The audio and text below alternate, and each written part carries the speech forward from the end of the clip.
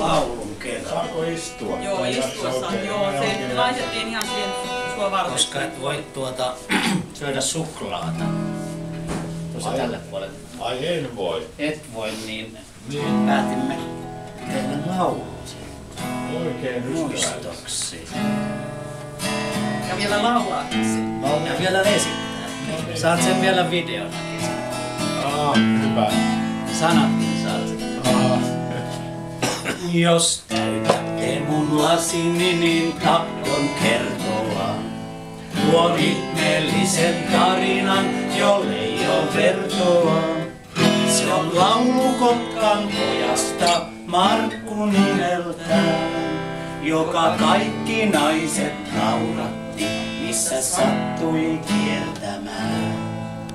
Hän huono oli silmiltään, mut velmu luonteeltaan. Ja opetuksen saanut oli 2 kirjastaan. Mut naiset, joita lempi, pettivät pahasti. Ja siksi tuli Markusta suuri veijari. Viel rautakaupan äijät ne Markun muistavat. Ja dialyysin tytöt tuolla päätään puistavat.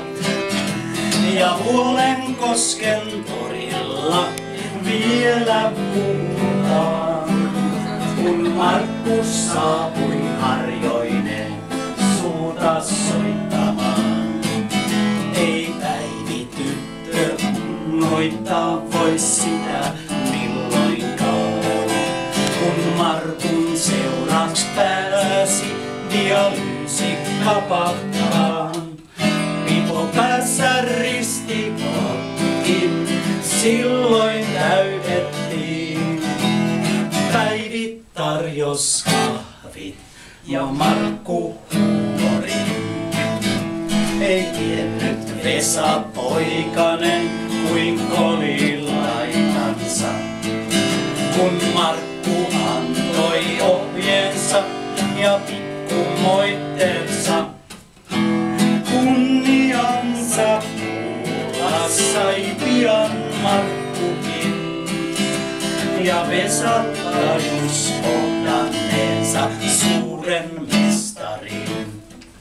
Niin monet kerrottiin ja vitsit väännettiin, ja hauskaa oli kaikilla, se kyllä huomattiin. Niin unohtuivat turreet ja letkut neuloineen.